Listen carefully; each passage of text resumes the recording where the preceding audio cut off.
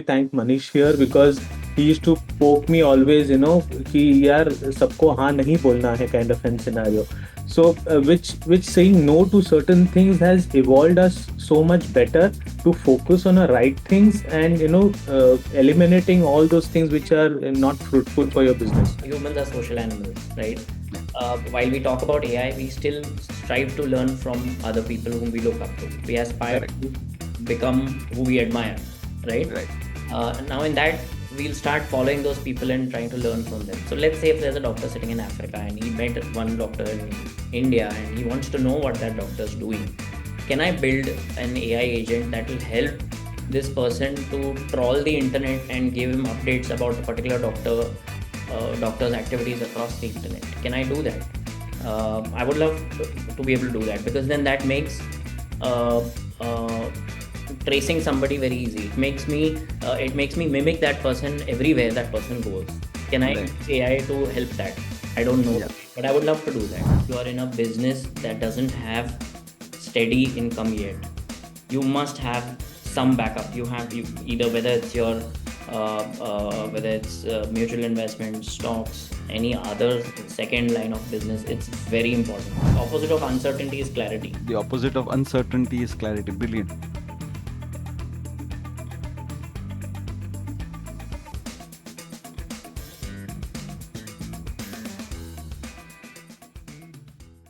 Good afternoon, everybody, and welcome to yet another. So this is the 56th episode of Business Networking with Vipul Bondal, and thank you everybody for joining.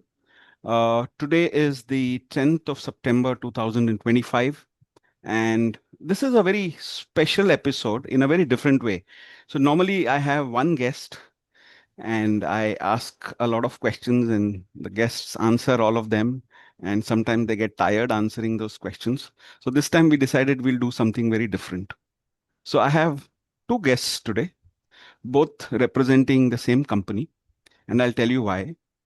So both of them, so my guests today are Makrand Desai and Manish Gurbani. They are the co-founders of OnferenceTV. So I'll tell you what this is all about, but I just thought I'll get both of them because they both together as a team responsible for the success of OnferenceTV. And I just thought it's a good idea to get both of them together to answer some of these questions. So I'll do one thing. I'll, read out. So what I told them to do is give me an introduction of the other so that, we know how, they think about each other. And they've been both very kind to each other, I must say, and given very nice introductions. So let me read the introduction of Makrand, which has been written by Manish.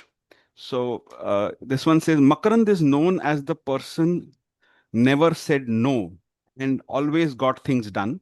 This allowed him to build immense trust with customers over the years. He has a very reassuring and calm persona that allows him to instantly connect with people. And that's one of the things that makes him great at networking. He is also like a rock in a turbulent sea, unflappable, unshakable. No matter what the situation is, you won't see him lose his calm.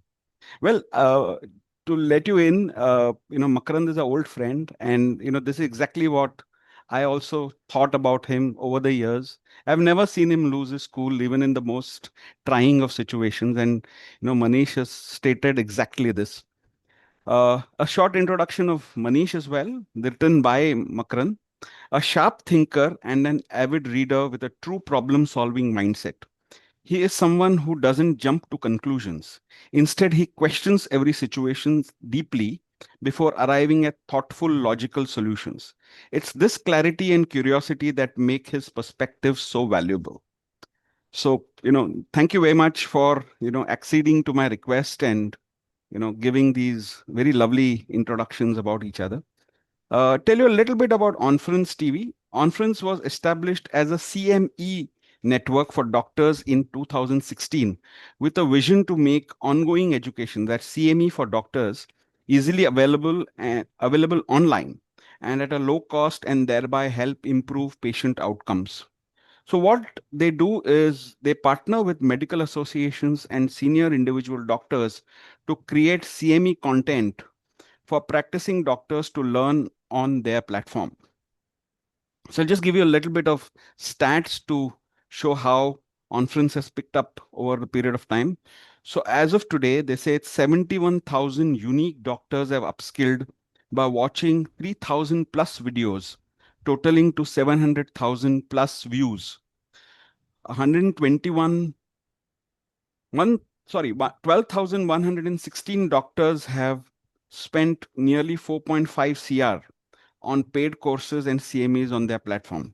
100 plus association and pharma partners for medical education content, and rupees 10 crore plus whatever. So there are lots of things that they have done, uh, proving that this is a unique thing that they started way back in 2016 and doing extremely well.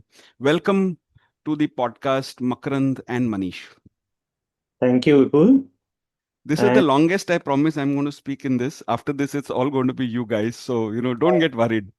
like before we proceed with Vipul asking us few questions, I want to clarify the CME stands for Continuous Medical Education. For That's right. people Yeah. who may not be knowing, so just for easier know-how, that is what it means. Thank you. Thanks, Makran.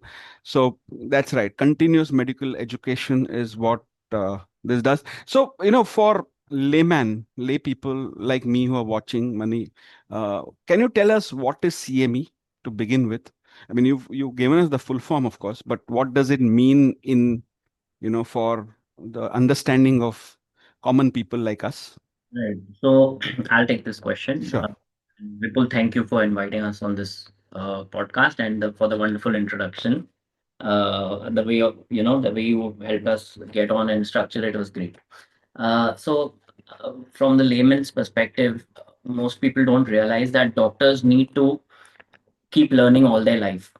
Their education does not stop when they become a doctor. Rather, it is said that their education actually begins when they become a doctor. All right. Hence the term continuing medical education, because it's a lifelong process, right? Uh, Great. um, Now, to further help understand this industry, it's a very specific niche, but it's huge. It's one of the most underrated industries, but it's based on a big problem. We saw a huge problem. Medical errors is one of the leading causes of mortality. Okay, Right. study done by British Medical Journal cited that some 43 million medical errors occur annually, and Oh, another WHO statistic or study said that 3 million people die globally because of unsafe care. Now, why does unsafe care happens? The leading cause of unsafe care is when a medical practitioner is unable to diagnose the correct disease, and therefore they don't know what's the correct line of treatment. They are assuming. A lot of doctors who do not have enough exposure to different kind of cases end up speculating or following a guideline which may be an established guideline, but it may not be suitable for a particular population or for a particular type of case. Now, how to right. understand the nuances of a specific medical problem? Every medical problem has its, while there is data, how do you sift through that? How do you understand that what line of treatment should be used for which particular disease, right? So this was a gap. And what does CMEs do? CMEs help doctors to keep updated with the latest updates in medicine and in medical sciences. And it allows doctors to even upskill themselves. So with newer technologies like, the robotic surgeries are starting to become a norm. The doctors who graduated 20 years ago, the surgeons who graduated 20 or 25 years ago were not trained for robotic procedures. So now they have to upskill themselves. So the structure put together globally for upskilling doctors and keeping them update falls under the purview of what is called continuing medical education. I hope that provides enough clarity. Yeah, thank you. I mean, thanks very much for that perspective. One small request, Manish, is when you're speaking, I request you to switch on the mic, because what is happening is the platform is zoomed to, I mean, is tuned to taking up the person who's speaking. Okay. So what is happening is when you are speaking, it's Makarand's face which is being seen. So, so I would request you to Okay. switch on your mic when you're speaking and Makarand We'll when do that. he's speaking. Yeah. Thank I you so think much. the host can, just spotlight three of us, then that will resolve the thing. Otherwise, the sound may echo. No, no. All right. Okay. Yeah. Okay. Fine. So, I mean, at the very outset, I mean, it's a very specific niche which you rightly mentioned. What got you into doing this? I mean, can you tell us a little bit about your background? You started this in 2016. So, what is the background that led you to begin this business and how did you see that opportunity? I mean, if you can tell us a little bit about the origins of this. So I think Makrand can talk about the origins. Then once we come to a certain point, Sure. I tell you the gap that we saw and how that gap brought us to where we are. Sure. Okay, Makran. Okay, basically, I would say I was born and brought up with all doctors around. Okay, so since Right. childhood, I've been seeing all doctors, and somehow I've started liking this fraternity of doctors. Right. When I started my entrepreneurial journey, I started actually servicing them from preparing those 35 slides for them to present at a conference. Right. And from 35 slides, then it went on to pivoting into PowerPoint presentations. Right. After PowerPoint presentations, I used to start, ventured out into event production and event management exclusively for medical and pharma events. And that's where my partnership with Manish started actually. And it's been last 30 years that we are together. And I've been last 3 decades, I've been closely associated with the CME industry, and Right. as which I've seen this whole industry, starting from a simple slide projector to where it is right now while delivering the lectures. And I've seen how the doctor as a user has evolved. Okay, but Right. I strongly feel doctor as an organizer has not yet evolved, barring a few of them who are ready to experiment with the new age, technology which is there, so that the education really reaches out to the masses. In 2013, we were managing one of the largest medical conference which happened in India, and we felt that this is the time we need to pivot. And Right. while we were traveling for one of the meeting, an idea pop up, wherein we felt when a doctor can actually address a gathering of about 500 odd audiences, why can't the same doctor give the same talk from a laptop or from his clinic? And why can't there be a TV for doctors? And hence this idea of Onference TV was born. And Okay. 13 years after that, it has now coming to reality. As far as Onference TV was conceived way back in 2013. Oh, okay. Yeah. So, when you say Conference TV, I mean, is this a subscription model? If you can just tell, Yeah. Manish, maybe you might want to take this. How does your user actually, start using your service? So, is this a subscription model and then they just have to download something and use? I mean, what is the model here? Okay. All right. So basically, as since we started as a CME network, we didn't first start as a subscription model. Right. We started more with pay-per-view Okay. and free-to-view content. The free-to-view content is typically ad or sponsorship supported by Right. pharmaceutical companies who need to make their brands visible in a B2B setup. Pharma companies cannot actually advertise prescription drugs, but Correct. Correct. they can give educational grants. They can promote their own corporate presence. So they typically sponsor these CME programs or provide an educational grant. Correct. Subscription is something that we started very recently, Okay. just 1 year back, Okay. as a bucket offering of different topic CMEs every month for doctors, where they pay one price. They don't have to bother about finding the right program. That's our purview. We try to get them different topics, and Mhm. we've tried to keep it shorter. Mhm. So one of the things is that CME programs end up becoming long. Correct. um, 8 hours, 10 hours. That's the traditional way conferencing works. 3 days conference with parallel tracks and workshops, right? Right. Online consumer is not there for that. So the formats have to change. And with the subscription, we are trying to shrink the formats. We are trying to keep everything under 1 hour and very Yeah. focused on topics, no frills. Just come in, watch the topic you want, and go away. And it's no longer Right. about just a live CME. The positioning of Conference TV is to make the viewer understand two things. One, that you're not coming here to read a book. You're not coming here to look at somebody's presentation as they talk off the slides. It's Right. about engaging discussions. It's more about podcast format. It's more about interviews and a lot of case discussions, right? Today, if you talk about guidelines, anyone can go to, doctors are using AI to figure out guidelines or find unique cases, but the Right. interpretation of a guideline, the different aspects of a particular case. Okay, sometimes there's a multidisciplinary approach. Sometimes multiple specialists have to work on the same case, right? An anesthesiologist, a cardiologist, or Right. in case of women's healthcare, you will have a team of radiologists who will do the diagnosis in a particular way. So Right.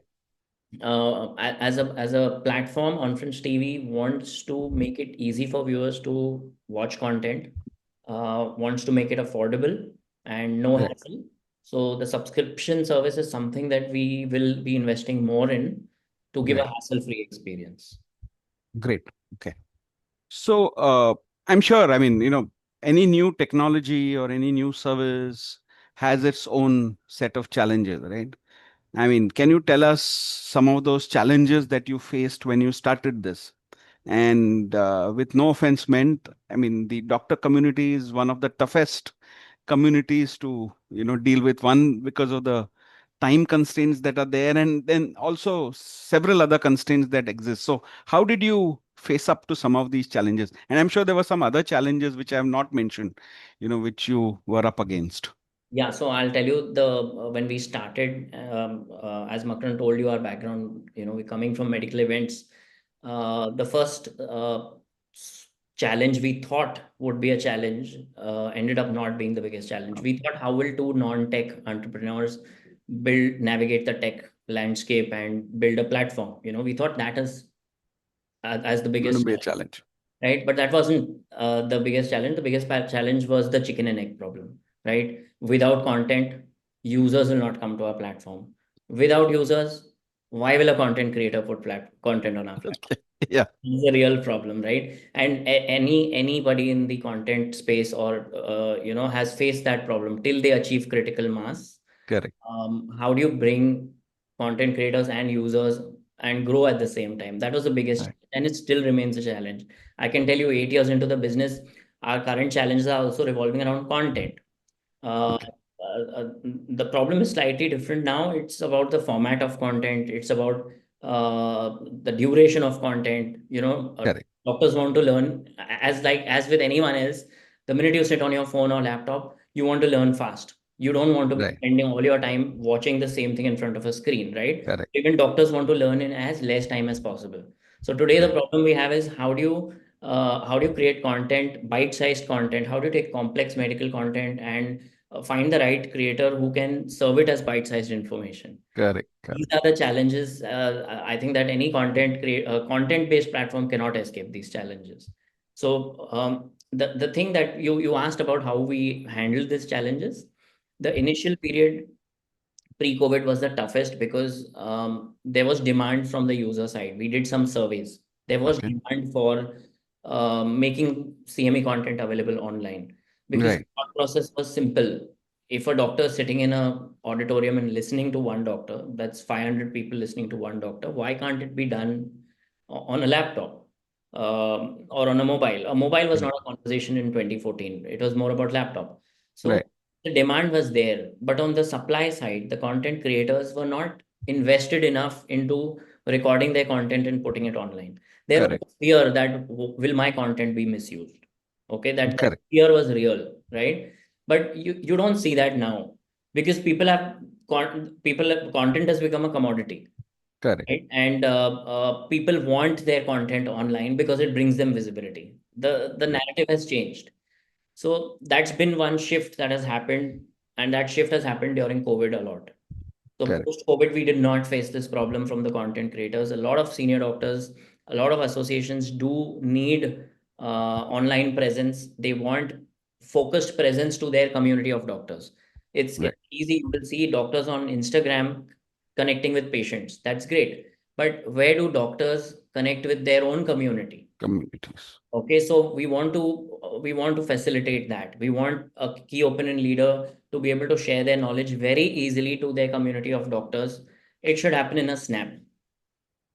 So we're trying to build that, and what I'm coming to say is that as we are evolving, the challenges are evolving, and we're trying to keep pace with it. New every year brings some new set of challenges. Something new. Okay. Fantastic. So, both of you have been working now for a while with each other, right? I mean, it's obvious the way you wrote your, introductions for each other. There is a certain chemistry that you both share. But I'm sure there are disagreements as well as you go along. I mean, it happens with, the best of partners, right? Even Sachin Tendulkar and Saurav Ganguly used to once in a while, not take a single when the others is called it and all that. So there are all kinds of disagreements which happen, right? So how do you work with each other? I mean, the reason I'm asking you this is a lot of people work with other people, and I've seen a lot of partnerships break because there have been disagreements. So I'm sure there's a way you work it out. So tell us, how do you work out your disagreements with each other and forge ahead? So I think on this, both of us will have our own viewpoints, and we'll just agree to disagree, and you I should. agree to disagree. So give us both those points of view or more, so that there's a little bit of learning that all of us get. Yeah, so I think I'll let Makrand speak first on this, his view. Okay. All right. Yes, Makran. So can you hear me? Yeah. Yeah, yeah. Go ahead. So as far as Manish is about 9 years younger to me. Okay. When we met in college, Right. and we were a part of a project group that time when we met in college, Okay. and there was some kind of an sync which set right as far as how he approached particular project and how I approached. Okay. Okay.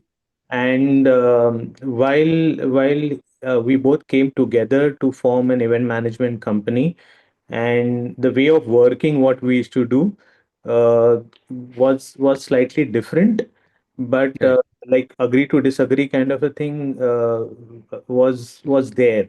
Okay. Right. While I was very calm, and for any situation, he's completely opposite of that.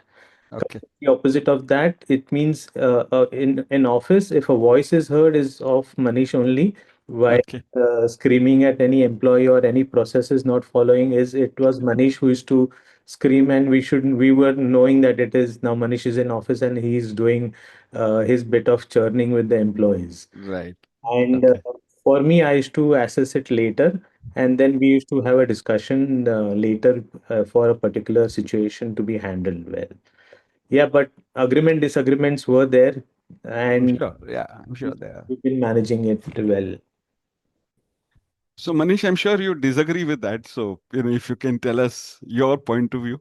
Fortunately, I don't disagree You with that. don't disagree. I Okay, do great. have to add something to it. Okay. You Sure. specifically asked about how do we handle disagreements. While there is Okay. no fixed method, I'm I will sure. tell you that because we are very different personalities. He's far more social. I prefer solitude.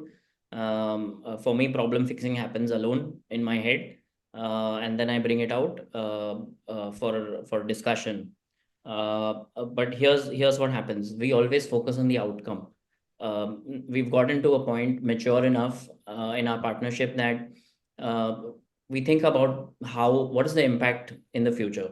So if we take a Okay. decision today collectively and it is a business level decision, yeah, obviously we don't discuss every operational decision, right? Obviously.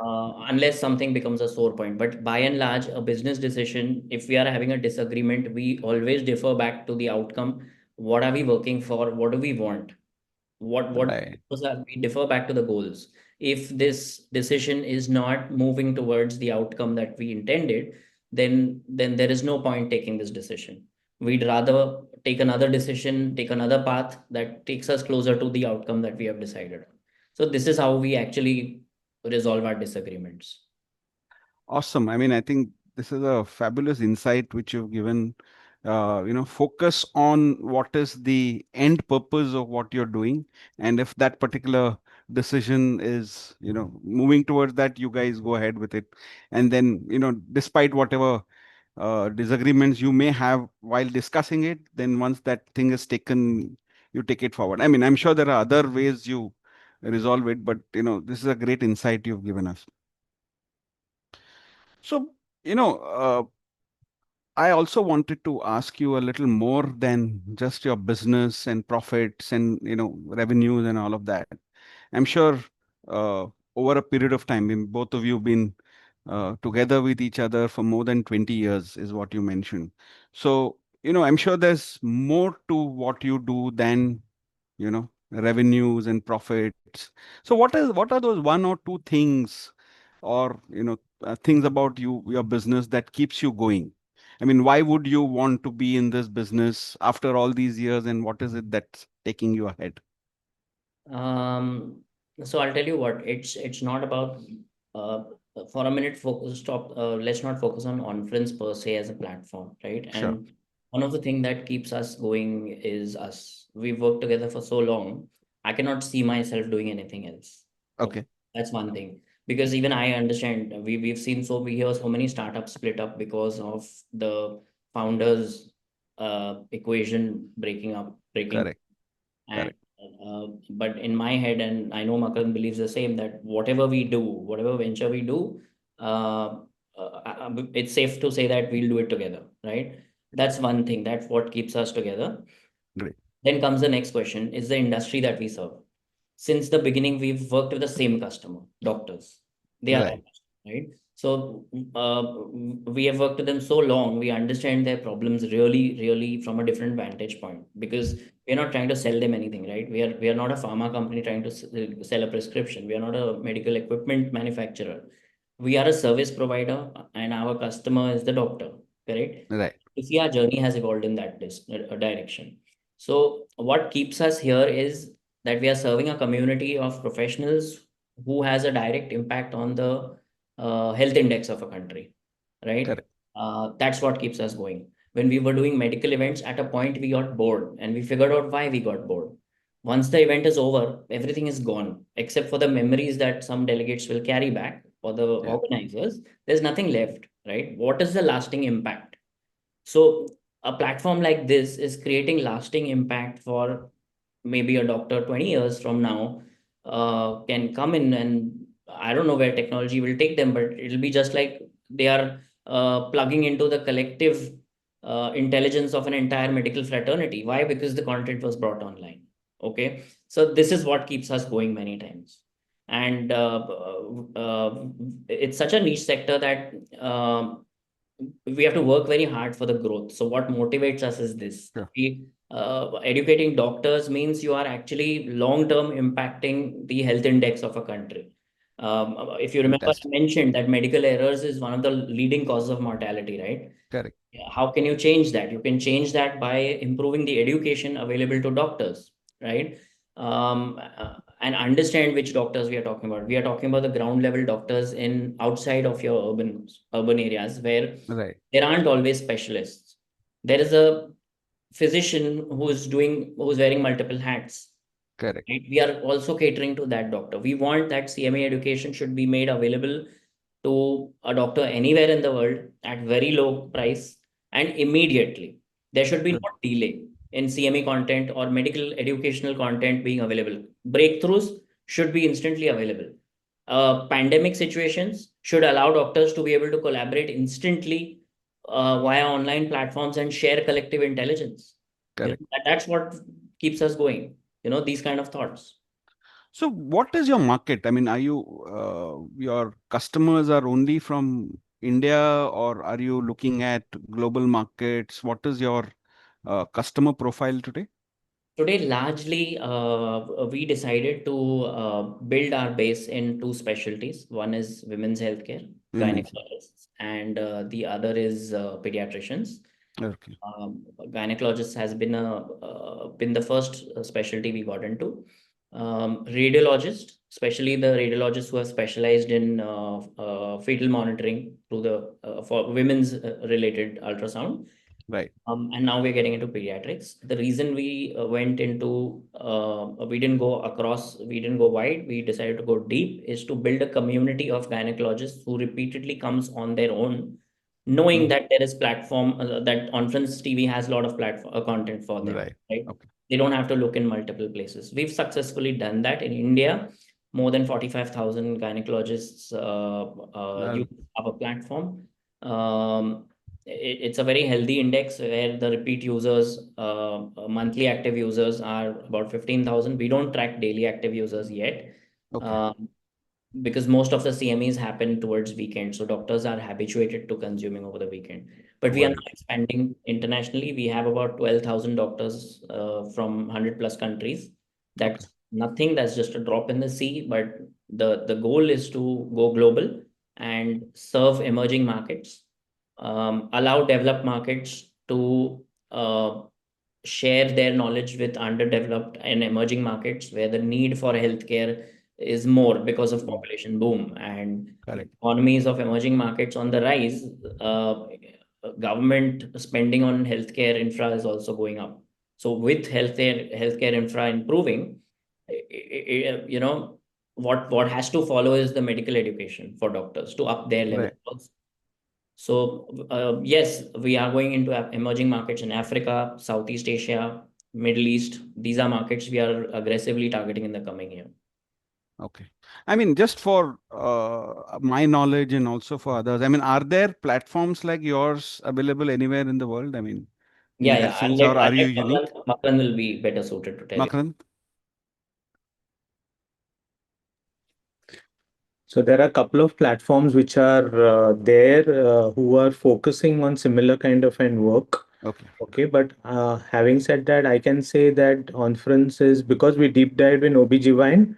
Okay. And I can say that we are the one of the topmost platform in OBGYN segment across the world to Okay. access content because we have heard from various key opinion leaders across the globe saying that there is nothing like our platform in their country and countries Correct. like USA, Europe, they do not have such kind of a platform integrated purely for OBGYN segment. While we are expanding now with other specialties, yes, we are focused enough into purely medical education via this platform. I'm sure we'll be one of the topmost platform in the world. If you're not letting out a secret, if you can tell me which are the other specialties you're looking out, I mean, we'll be focusing on soon. Right now, as Manish said, we are focusing on OBGYN pediatrics. Correct. We intend to focus on cardiology. Correct. Uh, Cardiology is the next one, and onco would be the next one. Cardio and onco are the Yes. next ones. So, I mean, if I look at what you've told us so far, and and also out of doing my own little bit of a research before speaking to you, you seem to be a disruptor in that sense. I mean, you've not only disrupted the way medical education, or rather continuous medical education was happening, you also created a niche for yourself. So how do you plan to take this forward? I mean, what are your goals on taking you already created that disruption. Now how do you want to make it sustainable? Okay, so first, let me tell you one thing about the CMA industry. This is perhaps, I might be wrong, but perhaps this is the only industry where the content creator has to often pay to validate and distribute their own knowledge. Okay. To me, this system is broken, and but this is how the medical publication industry is designed, and I don't think this is sustainable in today's day. Things need to change now. I already mentioned that, but I'll stress on it again. Distribution of scientific content should be affordable and accessible to any doctor in the world. Now, to that end, Hmm. uh, we've been servicing them through our platform. It's still a service, software as a service or platform as a service model, right? Right. But how do we make this sustainable is, um, imagine a doctor wants to announce a share material that's recorded. They should be able to do it instantly to a captive audience. Now, anyone can upload content on YouTube. Right. You're not serving it to a captive audience of doctors, right? You don't know who it's going out to on YouTube. Absolutely. You want a platform that's focused as a community, right? But what about creating future programs, announcing future CME programs, right? CME Right. programs is by its definition continuous. So Correct. we feel that a doctor or association should be able to self-serve themselves. They should be able Right. to plan and announce a CME program, whether it's a conference or a workshop, in under 5 minutes, right? So we want to move towards that. This is how you Mm. can make CME education self-sustainable in the long term. Why? Right. Because the planning cost is high, the turnaround time is high. The events industry thrives on complexities, right? Right. Tech today can remove those complexities, automate it, and allow doctors to self-serve themselves in the CME space. Mm. And by doing that, you are allowing a lot more doctors who are sitting with a lot of data. Okay, every doctor is a content creator. Remember that. Correct. Every doctor has clinical studies to showcase. Right. What if you give them a self-serving system that allows them to become a contributor and collaborate in real time? Okay. Mm. The Mm. minute this whole industry becomes self-sustainable and doesn't depend on external grants or advertisers, it's also economical for content creators and content consumers, then Mm. it's safe to say that any platform that's able to do this will continue to build on that. Right. Okay. Why? Because it will be thriving on the strength of its community. Correct. Okay, so we are trying to move in a direction where we want the CME industry to be able to deploy CME programs really fast at very low cost, keep it affordable, and uh, contribute to real time education rather than the continuing medical education should become real time. That's the goal. Amazing. I mean, yeah. I mean, it's as at this point in time, some of what you say sounds, a little bit of a dream, but I'm sure you'll get there very soon. So I'll come to a topic which is actually drive this whole podcast, which is business networking, and that's a topic which is very close to Makrand's heart, I know. So, So, Makrand, if you Makrand, can tell us about business networking, what has been your own experience as a business networker, and also how it has helped you transition. I mean, your entire journey, how business networking has helped you as you went along. so business networking. In some time back, Manish said, he loves solitude, and I am the Networker. person who's keeps on networking and meeting a lot of people.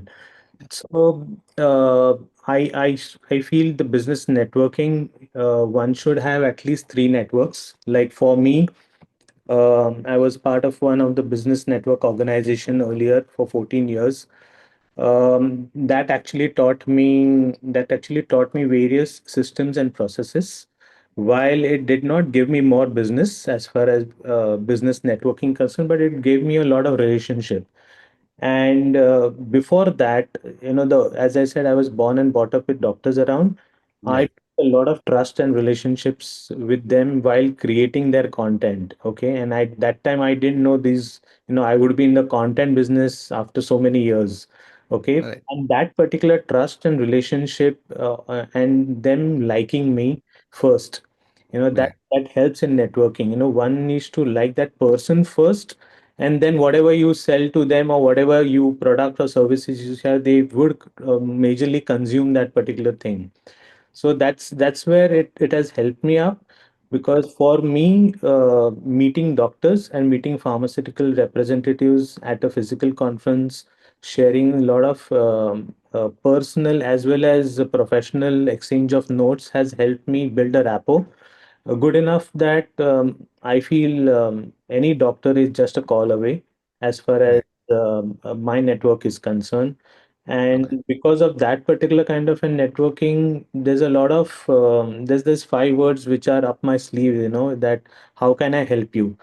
That Okay. particular these 5 words really has put across my friend network and all those things. Lot of people ask me, I want a referral to this doctor. I want an appointment with a particular doctor. Can you refer me, or which doctor should I go? So Hmm. I always try and fix up an appointment for them, so that it's easier for them to get to a right doctor, because they do not know really which one to go. Okay. Yeah. And that's where it has helped. So networking broadly has helped me, and because of my network, it has helped a lot of people as well.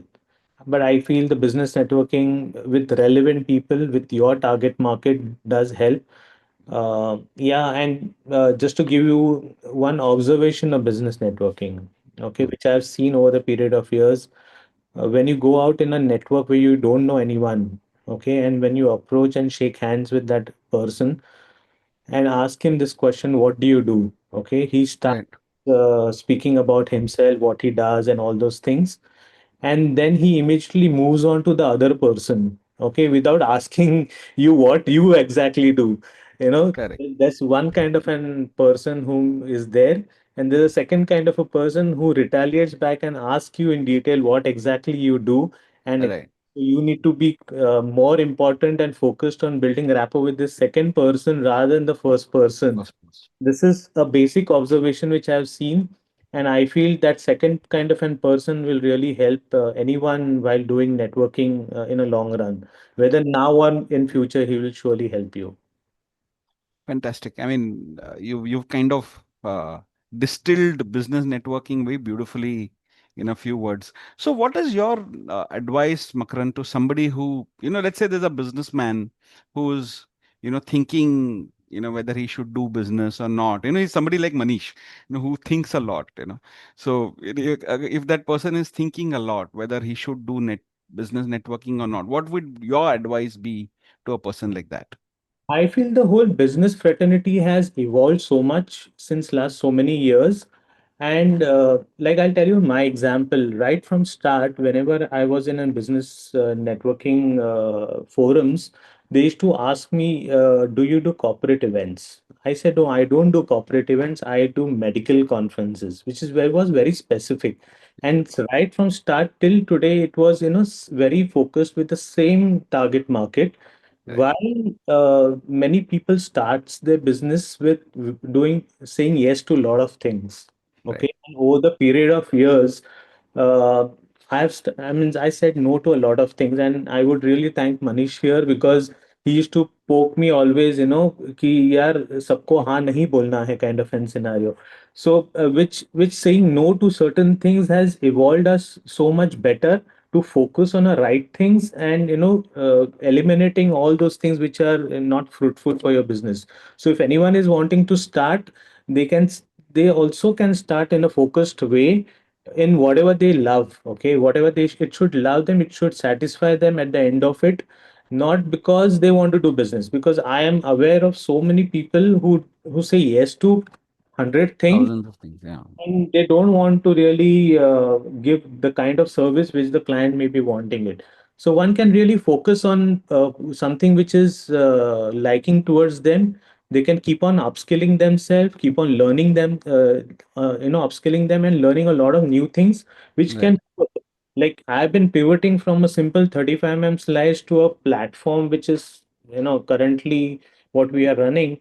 Correct. It's a long journey where if I had not pivoted with new things coming up, you would not learn. Okay. And now when the AI, where every industry is speaking about AI, as far as healthcare is concerned, um, one needs to know how to utilize AI. So a human is a must here, uh, Right. while using AI, which is going to benefit how to extract information from AI for Yeah. the benefit of business is important. So human is a integral part of AI which cannot go out of it. And I Do can you tell you one use more thing. AI? Yeah, sure. Please go ahead. During my post graduation, my thesis was on AI. Oh, okay. That was way back in 1994. AI in Right. meetings. Okay, and when I opened that thesis, and I so the AI has been around since then, Right. right now with the platforms and the product which are built around AI are really disrupting various things, but a Yeah. human is a must there. Without human, you Humanism. can't move ahead. So, Manish, do you use AI in your business? I mean, because a lot of things that you do would, would be yes, helpful. AI would be helpful to you in terms of being able to not reach the really. content out. The current products which are there, they are not really helpful. But right now, we are wanting to have to build AI within our platform Within itself. your platform. Okay. Within our platform, where it will enable our users to get to a right kind of an content which they need. Means, I think Manish has some points to say here. Sure. So before I talk about I must say that I know Makrand since 25 years and I did not know that his thesis was AI and diabetes. I now want to read that. You learn something new every day. So Right. here's the thing about AI. People think that AI will solve problems for them instantly, but Right. AI can sometimes confuse people. In the context of medicine, there are a lot of doctors who are using AI, and Right. very well, I must say. The issue stems from context. AI may not give you enough context today uh, because of where it's sourcing its information from, Hmm. right? But that's something that will change gradually. Today, AI will have its own source algorithms to where it's picking up, because there's a lot of people who have to train AI. Like today, when we ask AI about conference, it doesn't have enough information till the time we don't give it, right? So we have Correct. to assume what our users are also asking and what are they learning on AI. I know people who are doing research on um, how people are using AI tools, what kind of Yeah. in different demographies. So what we would like to say is that AI should not be used as a doctor. A doctor Yeah. should not outsource their own thinking to AI. They should Hmm. use AI to in today's day and age, at least, and as AI stands, they should use AI to make it easy to find information. Because if you look at how much medical data is there outside, look beyond the guidelines. There is so much information. Every discussion between two doctors is knowledge, right? Right.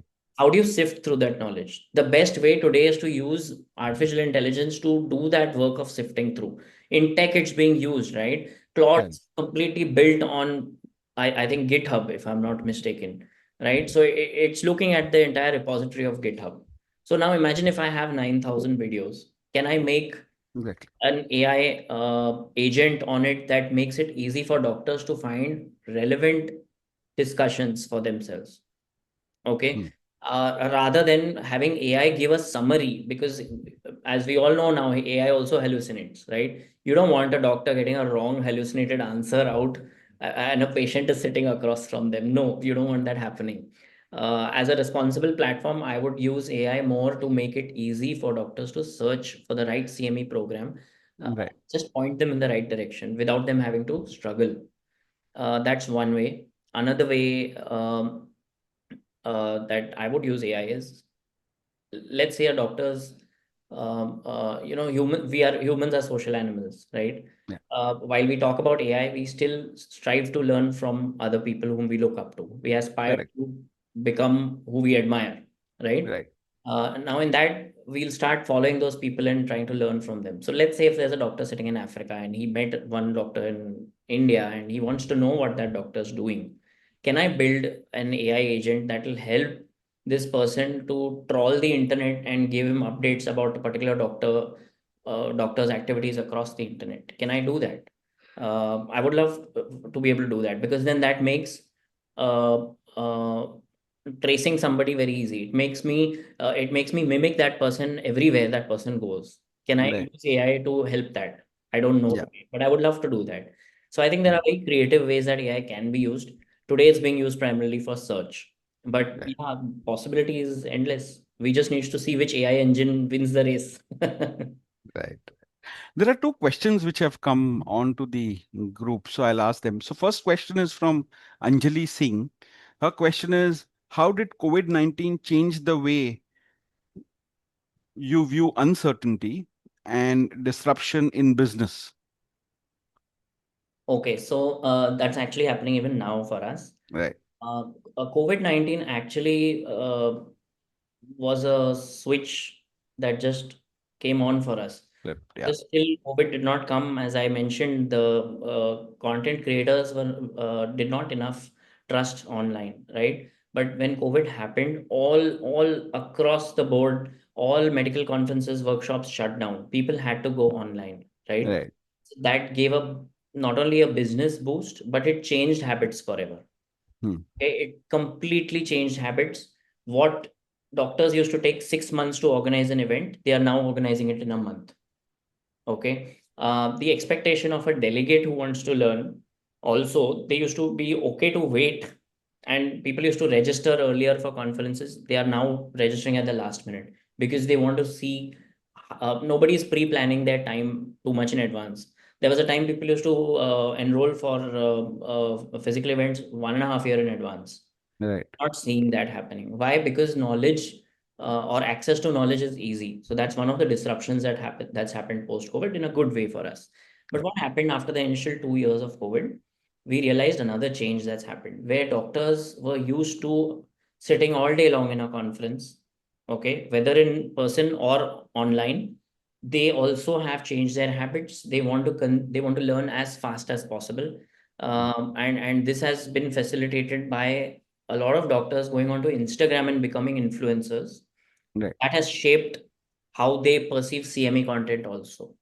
They don't, Okay. nobody wants to sit. So, you have the concept of full papers and abstracts, which is a shorter version. Not enough doctors are reading, Yeah. right? Everyone wants to gravitate towards the most natural form of learning, which is visual, and Hmm. video is the best format. So that's one of the biggest disruptions that we've seen in terms of video content post COVID, and that's helping us. Fantastic. So another question, this one is from Twinkle Khanna. The question is, how do you handle this perception that digital education is less serious than in-person CMEs? Firstly, is there a perception like that? And if there is, then how do you handle it? So I can't say that this perception is true or false because Okay. um, as a platform, it's difficult for me to do that. I've never thought about it that way. We never encountered that. Okay. Uh, but if there is a perception like that, if there's a perception like that, I would like to address it. And how would I address it is I would look at data, right? Okay. We have more than 9,000 videos. We have uh, 15,000 monthly active users. We have Right. about 5,000 who I will call my lowest funnel of users who I don't need to market to them. They are coming almost every day on my platform to learn. Right. I don't think I don't think that's less serious. That's more serious, right? Because the same doctor is not going to a physical conference every day. They're not able to go to a physical conference Right. every day. There used to be a time we would see that in season time from September to October to March post monsoon, CME physical CME programs were running over full. Okay. Right. Today, if you go to a lot of conferences, unless it is a topic focused workshop, so I'll specify here. If there's a workshop that is teaching a doctor to improve their endoscopy skills, it's a hands-on training program, right? That will go full. But Right. if there is a general CME program, the attendance is dwindling because understand that the doctor has to leave their practice. Most of the conferences globally, conferences happen between Monday and Friday, right? Right. That's time away from a doctor for a doctor Correct. from their Patient. practice, right? And if a doctor doesn't go to the practice, they don't earn. They earn in consulting, Correct. right, or surgical fee. So in India, it's Thursday, Friday, Saturday, Sunday.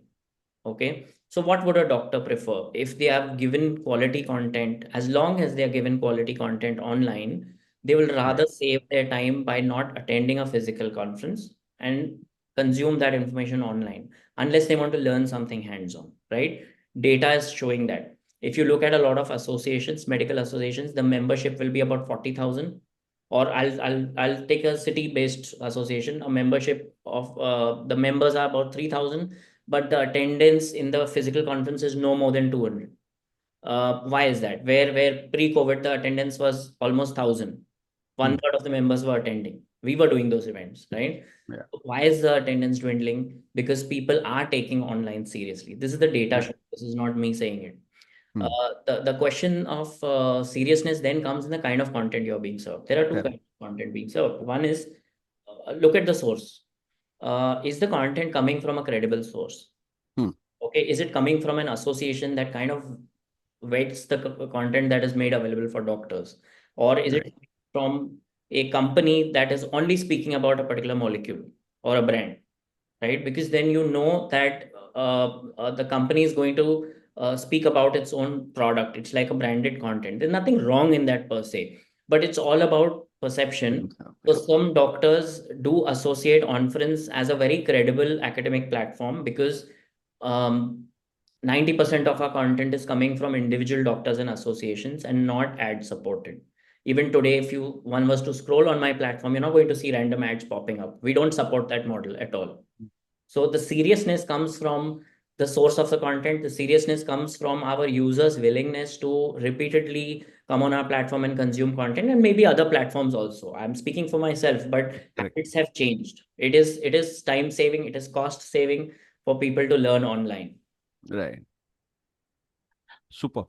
So, Makrand, the next two questions I will ask you because it is pertaining to something that we just spoke, but I'll ask because this has been asked by uh, first is Kanchan Kaur Balani. The question is if you had to, sorry, if there is one marketing lesson that you would like to give young doctor entrepreneurs, what would it be? So that is a question. And the other question is how can business leaders balance ethics and profitability when survival pressures rise? Take your time to think about it if you want, but The first question about marketing, there are two kinds of, I'm not a marketing expert, first thing. Second thing, like some time back, Manish said, lot of doctors are now on Instagram to give information about a particular disease to the patient. So obviously, that is from patients to be going to that doctor specialist for a particular reason.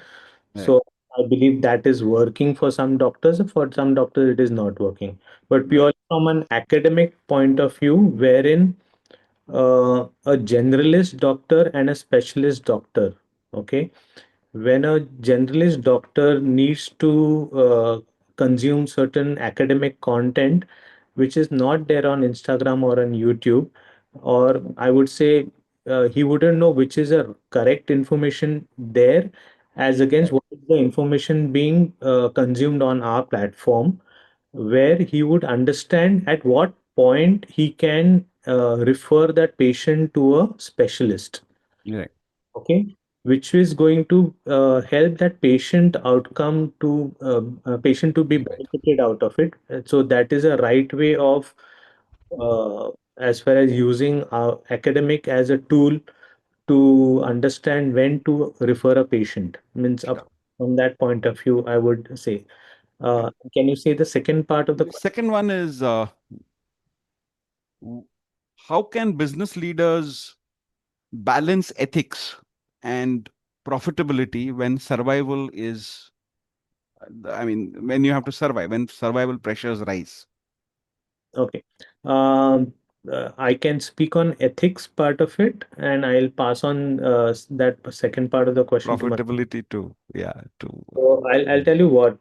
Right from start, whenever I had got into the entrepreneur, the ethics has been the core of it.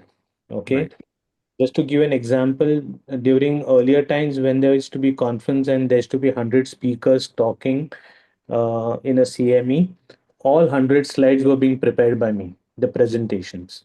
right, Okay. And there used to be a session called prize paper, wherein a particular topic was given to five different doctors and they were allowed to speak.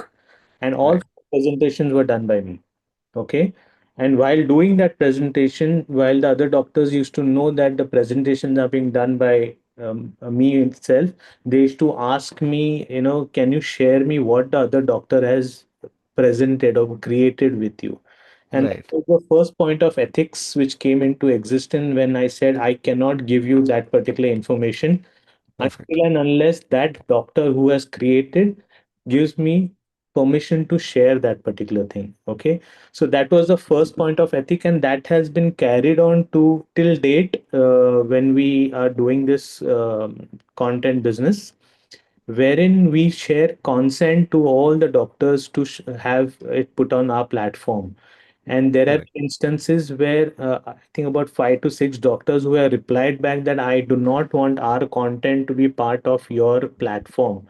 So we Right. have gone ahead and edited that full 8-hour video, removing his part of the uh, talk, and stitch the video again and put it for consumption later. So that is where the ethics lies. Ethics. Yes, till that we have been, we've been using ethics till date, and that has worked. And I believe doctors also would appreciate on that particular thing. On the profitability part, I would ask Manish to look at. So, Manish, the question was, how do you balance ethics and profitability? I think, uh, is firstly, are they two different things that you need to balance it, or is it the same thing? I mean, maybe you Uh, might want to begin from that perspective. they are not different things, but they are connected, right? Right. How Okay. can you be ethical if you can't survive? That's the first thing, right? Right. So, but in order to the importance of ethics, I think Makrand has told you, if you're not ethical, it'll catch up to you eventually.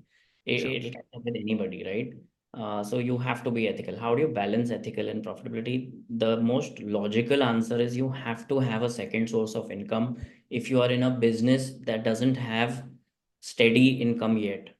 You must have some backup. You have, you either, whether it's your whether it's mutual investment, stocks, any other second line of business. It's very important.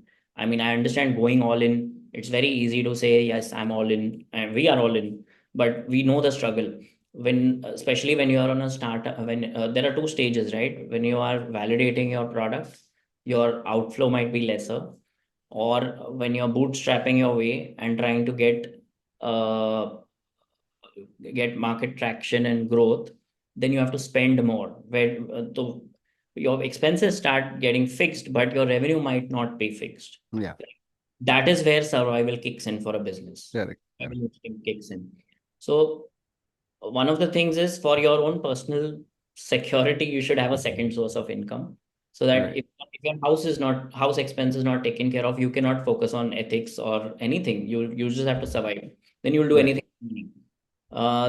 The other thing is, for the business, you should be able to stay frugal.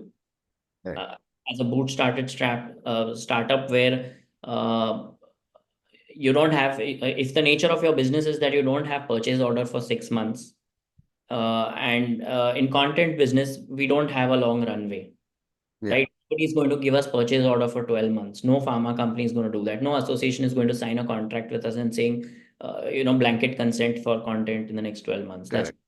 right. So every month is a hustle. And a lot of our revenue comes from users who buy. If the Right. content is not good, users stop buying, my cash flows disappear. Right. In a matter of 2 3 months, my cash flows are gone. So you have to be able to downsize very fast. Hmm. In order to downsize very fast, if you realize, I'm not even talking about ethics because I don't think that's part of this conversation. Ethics comes into the picture, and you start compromising on ethics if you have not done the other things in your Right. business. You have not figured out that you are going to run out of cash flows in 3 months. Then you will come to a point where you will say, "Arey, I have to pay the bills this month. So let me accept this business which is unethical." You will be Hmm. forced to do that. Then there is no choice. Hmm. You're not going to have that. The choice is taken for you. Either you Correct. shut the business down, declare bankruptcy, or you accept business that is, you accept monies that are not coming the ethical way. Right. But you want to maintain that choice. Look at your cash flows. Do you have your runway for the next 3 months? Are you, if you're not going to have your runway, start planning for a downsizing, or don't take on new expenses. Don't do any experiments. Hmm. Just be a little conservative till you have enough cash flow. Then you can experiment, right? In this business, we've had a lot of offers of money that doesn't fall under ethics. and I don't want to talk about it, but Sure. we could have had top lines that were 10 times what we are doing right now. Uh, Right. because we've stayed frugal as a startup, we're a very small company doing big work. And we think that hiring of resources or any new resources should be taken on the basis of business that's coming your way. Right. Uh, and if you can't justify the hire, don't do the expenditure, whether it's hiring a resource or hiring a vendor. So that will Right. help you stay clean, and Frugal. it will help you be able to take a choice of whether you should be ethical or not. Don't be in a situation, because if you are already in a situation where you cannot take the choice and you have cash flows, then I will say please go ahead and do it. Be ethical, be unethical today. As long as you're not really going and killing someone, be unethical today, survive another day and correct it later. That's how I'll put it. Well, thank you, because Swati here had asked one question. Her question was, if uncertainty is the new normal, what is the piece of advice you would give every entrepreneur starting today? I think, Manish, you've kind of answered it already. So is there anything else? I mean, this is the question that Swati has, is that if uncertainty is the new normal, what's Yeah, the one I piece of advice you would give every entrepreneur who's starting? okay, I will like to talk about this because Sure. today most of the discussions around uncertainty revolve around the disruption that AI is causing, right? That's what's letting businesses shut down instantly. And I will say that when we look at it that way, we are just looking at the past. AI is only going to disrupt legacy businesses the way SaaS started disrupting ERPs and so on. I can keep Right. going, but no. The point is, while AI will disrupt legacy businesses, it will also give rise to new opportunities which are not obvious today. Okay. Now, if you are in your 20s or even 30s, and you have 30, 40 years to plan your growth, you should read. Okay. You should read science fiction. I grew up reading science fiction because it's a glimpse into the future. And a Right. lot of what I read when I was growing up, I'm seeing it happen today. And I'm not talking just about technology in the future. I'm talking about social behaviors changing a lot. You go to any you read books like you read authors like Isaac Asimov. They've written very thought-provoking books. Uh, I, Robot, the relationship between man and machine, humans' relationship with that. You read the Foundation series. It will actually tell you how communities are thriving in a post-capitalist, where money is not there. You look at Star Trek. Star Trek Yeah. might be a kids show, but there's no money in Star Trek. So what do people aspire to? Right? If you want to actually look at opportunities in the future and you want to look at you want to analyze the uncertain times today, you must look into the future because everything has been imagined. Uh, just read science fiction. I will also say read your ancient books. I think it's a circle. Read books, Yeah. the Mahabharata, read the Bhagavad Gita. Everything that has to be written has been written. Has been And reading fantastic. you help you gain clarity. Otherwise, we are just muddling thoughts in our own head, and 90% of the problems are sitting in our head. You want to read it. After that, start writing. So you will get clarity. The opposite of uncertainty is clarity. Superb. The opposite of uncertainty is clarity. Brilliant. So this is absolutely the last question. Yeah. Uh, how do you keep trust intact with different people? Is the question. This question comes from Rohit Nambiar. Thank you, Rohit, for asking that question. His question is, how do you keep trust intact with different people? Um, I would like Makrand also to give his perspective, but I'll give you Sure. my perspective. Transparency. We work with different stakeholders, right? We are working with associations, we are working with individual doctors, we are working with pharmaceutical companies. Transparency is the key to trust. Um, if you try to hide something or shove it under the carpet, it's going to come back and bite you. You'd rather tackle the bull by the horns and build a narrative that works to everybody's advantage. That's the important thing. And when you build a narrative that works to your advantage, then you don't need to hide anything. and you can build trust based on transparency. If you can build trust based on transparency, uh, that one instance of people validating that you said something and it happened exactly that way, you lived up to your promise, Hmm. that that counts for a lot. It will be Right. remembered. But the opposite is also true. You say Right. something, uh, it's not true, or you misled that person, that will be remembered for much longer. Much longer. Yeah, so you must be transparent. Don't try to cover up facts. Try to build a story around facts into a narrative that suits the agenda. Right. If Makrand wants to say anything Makrand, about your perspective? the one who deals with people more than I do. So there have been situations where those people who have been wanting certain information out of me Right. been asking again and again thing. There are people who've been saying that you are what you are because of me. Right. Right. So, why can't you give me certain information which I'm looking out for? The only thing I said I can't give straight away. Okay, I Hmm. cannot give because right now the information what I have built is my property. If you Right. want to run any campaign, okay, I will run it for you. But I can't hand it over to you just because you were one of the person who has helped me to be here, and that is what it is said, and it is very very in time informed to them, boss, it is not possible. If Hmm. it was possible, then it would have been, we've gone in a completely wrong way.